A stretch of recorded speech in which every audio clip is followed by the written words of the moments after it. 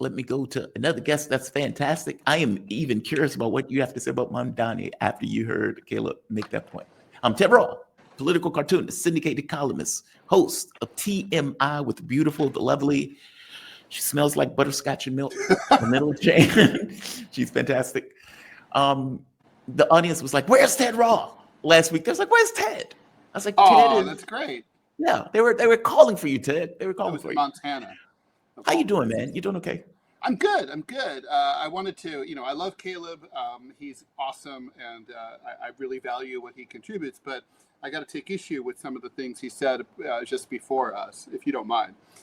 Go for it. So just factually, okay. So first of all, assuming Mamdani is able to freeze the rent in New York, which is a huge assumption, but let's assume that City Council lets him do it and it happens. He can only freeze the units that are rent stabilized. Now, most rented apartments in New York City are not rent stabilized. So the mayor has absolutely no jurisdiction over the market rents. Caleb mentioned the small landlords, the person who owns like one building, and that's their little piece of the pie. Those landlords aren't subject. Those units are not subject to rent stabilization at all. So the mayor can freeze the rents all he wants. And I think there are problems with freezing the rents. Like basically you might end up with... Ted, I'm sorry to interrupt. Could you come a little closer to your mic? The audience is saying they're having a hard time hearing you. Okay. Let me do this. Okay, so the point is... okay, better. The thing is, if you are a small landlord, like you own a little building with, you rent out 10 units or whatnot, you are not going to be subject to it. You're not subject to rent stabilization at all. So is this any better? Yes, I think so. And let me make sure. See if there's any power that I have at my disposal. There we go. Okay. All right. So I think that's better. I see. It's always about the... Okay, that's got to be better. It is. Okay, so so rent stabilization only affects a small percentage of apartments. I'm not sure what percentage it is, but anyway, it's not even half of the apartments in New York, and a small landlord is not going to be affected by that. So, if anything, more likely, if the rent were frozen, it might cause a bifurcated market even more than we have now, where rent stabilized units basically drive down the rent. If the rent's low on the rent stabilized units, then landlords have increased demand for the market rate units because there's less churn in the rent stabilized ones. So ironically, the landlord in Caleb's theory probably is going to make more money under Mamdani, and it may or may not be better for the average tenant. It's certainly going to be harder for the average tenant who first arrives in New York City. And sort of is looking for an apartment. They're likely going to end up in a market rate that's even higher than it is now. The median rent in New York City is now $5,400 a month. Jesus, Ted, are you serious? That's for a one bedroom. So how do people afford that? Like, that's the part that blows my mind. Look, in DC, the rents, a one bedroom in DC, if you're talking about like DC proper, you may be able to get an apartment for about $2,400, maybe. And even then, I used to be like, how do people afford that? If I'm working as a barista, if I'm working as a sandwich maker. Well, you have roommates, you double, triple, quadruple up. It's like, I used to I've lived in several one bedrooms with another dude. One of us took the living room, one took the bedroom. Sorry, you got to walk through the bedroom to go to the bathroom or whatever. Sorry, dude. No privacy. But yeah, I mean, that's what people do. People work connections, and it's weird because sometimes rent stabilized units do come up on the open market. It's rarer and rarer, but look, the point is taken that this could have an effect, really, truly, go back to the Bronx's burning kind of days in the 1970s. The problem is that with rent controlled and rent stabilized, although rent control is almost gone because that ended in 1973. So it's only very old people who still have those. But people who have those units are just, they're fewer and fewer as rents go up. they go over a certain threshold and then they become no longer regulated. So the stock of these units, but like if you're in a slum, like in the Bronx or whatever, you might be a landlord who's really having a hard time making the bill. And the problem is you can't go to a bank because a bank will no longer finance you for a loan if you don't have a viable building. So if the rents were frozen, you could see some landlords abandon their buildings or torch the buildings. Oh, you mean like mob style torch? Yeah, like arson it. That happened to me. I was burned out of an apartment building at 354 West 110th Street back in 1986. The landlord burned down the entire block in the middle of the day. He just didn't want to deal. Yeah. That's not funny. I'm sorry. That's not funny.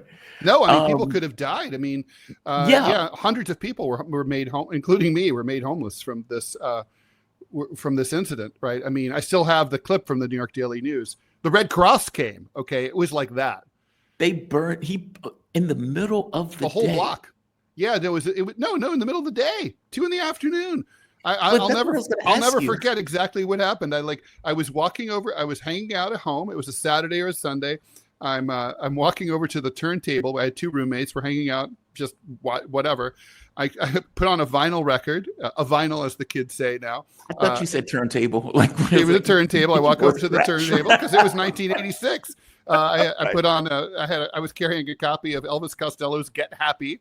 I carried it, and as I was carrying it over to the turntable, holding on both sides, it bowed like a bowl, and I was like, "What?" It was summer, and I was like, "It's hot, but it's not that hot." I look out the window, and there's giant flames like licking the windows outside of the apartment, and the glass was melting, and I was like, "Oh my God!" And I was like, so I called 911. We lived on the top floor, so we knocked on every door on the way down, like, get out, ran out the door, and then we watched our building burn. And the whole block burned down. We talked to the firefighters, and they said, oh yeah, we could smell the accelerant when we went in. It's like, they were kind of like, happens all the time. How did he not? You could have killed somebody. That was the first thing I thought when you say he's going to torch the building. I was like, how do you know the people are not going to? No, now he's the owner of a bunch of brand new like condos in that area. So he got rid of all the rent controlled and rent stabilized tenants, and then gentrified the block. That's how he gentrified the block. It's basically he rolled Gaza style. Did he go to jail? No, he's rich. He's richer than ever now. Of course not. No, it's the real estate business. There's complete impunity if you're a real estate person in New York City. They own the city, literally. I've never heard of a landlord, being held to account for anything. You can do anything you want. If Jeffrey Epstein was a landlord, he'd still be alive.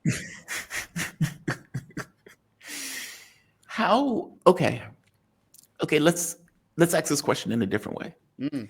How, because, well, 2 things. One, Elvis Costello was better when he got older. Painted from Memory is a fantastic album. Which At least one? I think so. Which one? Which album? 2, Batman. Let's say Bruce Wayne lived in New York. Batman can go through and beat up bad guys, or Bruce Wayne can use his money to improve the lives of people. Bruce Wayne using his money and improving the lives of people is better. I'm saying that to say Mamdani may have a certain amount of political clout and power if he becomes mayor. But is that the best that he can do? Like, is there any other way to lower rents short of screw over one and screw over the other? And I don't mean screw over one in the sense of either I screw over the tenant by not doing anything, or I screw over the, petty landlord. Yeah, the answer here is not a simple rent freeze that's only going to apply to part of the market, right? The answer is to completely take a holistic look at the regulatory structure of rents in New York City. And where I would start is going after targeting the warehousing of units. You can, as Caleb correctly said, you can keep apartments empty. You don't have forever, and you'll still make money.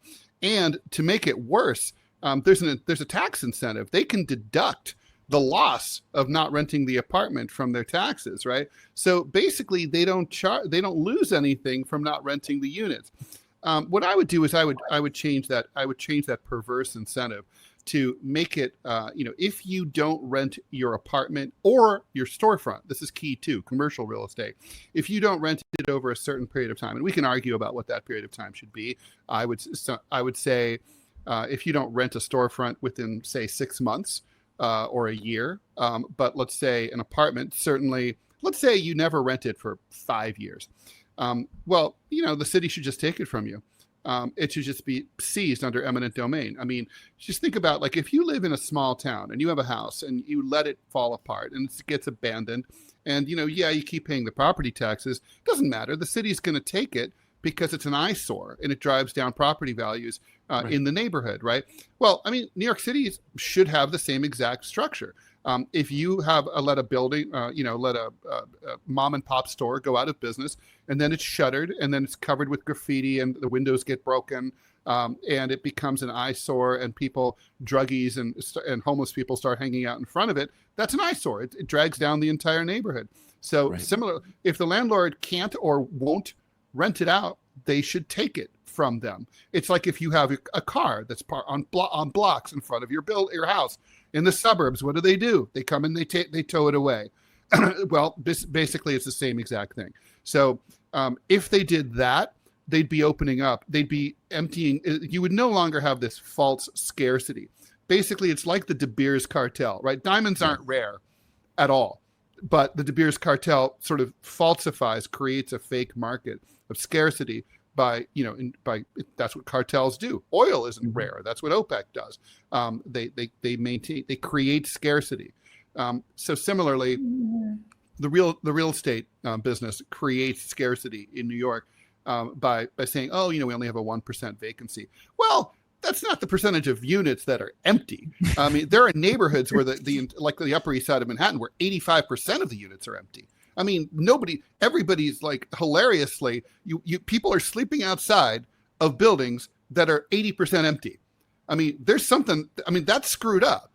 Yeah, that's screwed up. And then create some scarcity in order to inflate the price of the various rents across New York. That's the purpose. So regulatory wise, it seems like, okay. So take away the tax breaks and make it hard to warehouse property. Charge at bare minimum, tax the hell out of them. And at that point, it should force the price down, because at that point, it's less. Well, they'll start renting, right? It's sort of like when someone, you must have had a friend who's like, "Oh, I can't sell my house." Well, what do you mean you can't sell your house? Well, what you really mean is that you can't get the price that you're asking for it. Right. You could sell your house if you put it up for $5. Someone will buy it, right? Yeah. So it's like that. It's about forcing people to take the market rate for rent. Yeah. The real market rate is what a free and open market would exist. Now, personally, I don't believe in any of this. I think we should have a communist system where the state provides housing for everybody. But since we live in this capitalist system, if you're going to have a free market system, then let's have a free market system. Wait, see, this gets into the Jack Fresco stuff. I don't know if you've heard of the Venus Project. No. Okay, Jack Fresco has this, I guess, Star Trek-esque view of machines, technology. That stuff should do the labor, abundance, meaning the issue is not scarcity, it's creating abundance. You don't have a system that has scarcity. You have a system that overproduces. Right. With the idea that this is not based on how much money you can make, it's based on stability. That was the Soviet system at its best. Kind of, but the difficulty of the Soviet system is technology had not gotten to a point where it could provide that stuff. Like the moment that you say, look, we can produce greenhouses in cities that has kind of like China, where China has these buildings that have plants going all the way up for like 30 floors. And there's robots that does effectively all of the labor for the entire building. So you just have automatic systems that check all of that stuff and keeps it and maintains it. So food at that point becomes dirt cheap, because the only thing you have to do is maintain the systems and the computers, and you can have the state do that. Like the Soviets couldn't do that. If that makes sense. Like the more technologically advanced you get, the better off you can pull this stuff off. The issue for Jack Fresco that he gets asked, who determines where do you live and who determines policy? Because he would make the argument, well, you want to have a robot government. That way, you don't have to worry about human biases and stuff like that. It's like, okay, well, who programs that? Who does the labor? Like, who chooses? Right. Who chooses where somebody lives? If I want to live on a beachfront property, how do I do that? Right. No, I'm asking. You said you want a Soviet system. Well, no, I mean, the point is that is, of course, the problem, right? Whenever human beings are in charge of anything, corruption and, self-dealing occurs, right? So in the Soviet Union, in the Soviet system, it was the government that decided who got to have a nice dacha and who had to live in like basically the equivalent of council housing. And it, it was based on connections. Sometimes it was like, this guy was like the most efficient factory worker at mill number 27, and so we're going to upgrade his family, for a better apartment or whatever, move him on up to a deluxe apartment, right? They did that. Sometimes it was like a scientist who had like brought glory upon the Soviet Union, so it's like, oh, we'll get you a summer place, on the Black Sea or whatever. Look, it's arbitrary, and and I see the advantage of the robot. Of course, the problem with the robot is that the robot's programmed by people. So, there's no such thing as taking the humans out of the equation. But that said, if you could have sort of just like a completely an objective, neutral arbitrator, that would be ideal. But human beings are not that. So you're going to have problems. You're going to have people who like hook up their buddies with like the best places to live. Of course they will. Look, when I was in college, there was once, I went to Columbia. It was an all-male school at the time, and they had an experimental housing exchange with the girls' dorm. Only 8 spots available for the guys who wanted to live with 540 women. So at the time, my girlfriend was on the housing lottery board. And I was like, make sure my number comes up in between number 1 and number 8. And she did. She fixed it like a Florida election. And that's how I got in. So, that's the problem, right? Oh, that is funny. We had co-ed schools. Co-ed dorms in Longwood. Yeah, co-ed was great. It was great. My first night, I meet what ended up being my girlfriend. And then we hated each other because it's a college relationship. And then you're stuck across the hall from the person. Oh, that's how I met my wife. Is it? My ex-wife. We lived across the hall from each other. She filed a noise complaint against me for playing loud punk rock music, and we met at the RA's office and to hash it out. And basically, the RA was like, "You two should get a room. You're hot for each other." And so we did, kind of. It took a couple of years, but yeah. Oh, that's so cool. Yeah, mine was less. Yeah, mine was more. But it was antagonistic from day one. Oh, was it? That's too funny. Yeah. Ted, thank you for this. And I'm glad you broke that down for the New York thing. I just don't. The who chooses thing is that is a hard question. What do you think about that? And by the way, I also want to say that that Cuomo is beyond sleazy over his comments about Mamdani and in the rent stabilization that he's like did anything wrong. There's no requirements at all. Anyone can get a rent stabilized apartment. Bill Gates can get a rent stabilized apartment. You're talking about. Yeah, so explain it for the audience. So former Governor Cuomo, who's challenging Mamdani in the general election as an independent, argued that Mamdani had behaved unethically by basically squatting a $2,700 a month apartment in Queens that should have gone to some working class person. This, by the way, is rich from a guy who's worth $10 million and pays $8,000 a month on Sutton Place, which is the toniest neighborhood in all of the East Coast of the United States. But anyway, he's implying that Mamdani broke some kind of rule. Mamdani's error was to say, "Oh, I'm planning to move soon." I do think someone told Mamdani my line because I went on X and I said, "Well, Mamdani will actually be moving into public housing. He'll be moving into Gracie Mansion." I saw that. Oh, that is too funny. Yeah, But it's I like there's no saw. rule. He should have just said like anyone can get a rent stabilized apartment. Fuck off. Yeah, because he's trying to act like, oh, he's doing something wrong by being in this rate stabilized apartment. It's like, get out of here, dude. Are you serious right now? And New Yorkers know, and it's funny because it's only playing out of town because people don't know. It sounds like it would be one of those things like, I mean, Cuomo's kind of like he's kind of running for votes outside of New York City, but it's only New Yorkers who vote here. Okay, so yeah, and Mamdani's going to win. But what is the billionaire issue? class is just embarrassing themselves. But what is the issue with him being in a rent stabilized apartment? There is no issue at all. I mean, there is. It's completely not. It's totally legal. It's totally ethical. Any New Yorker who can get one is going to get one. It's random. You literally can just go to Realtor.com and find rent stabilized apartments. I mean, that's not like a big deal. So what is he trying to do? Play up jealousy? Like, yeah, he's trying to. Is. Yeah, Mamdani is privileged. I think it's like the uppity N-word kind of argument. It's like, look at this guy. He's got property in Uganda, $200,000. Like, I hate to say it. That's like $200,000 is like a tool shed in LA. Okay. I mean, it's like it's in Uganda. Okay. It's like I have a little chunk of France too that's like worth 200,000 euros that I inherited from my family. Big whoop. That ain't nothing. Okay, I can't afford to do anything with it. It's just land. That's what he's got. He's just got like a little, tiny little piece over there in it's not even really his homeland, but it's where he was born. That's it. It's like they're trying to make it out. It's the same argument that they always used. Nixon used it against the limousine liberals in the 1970s, right. And they used it against Bernie, right? Like Bernie's a millionaire. He has 2 houses. Oh, the guy's 83 years old. He's got $1 million.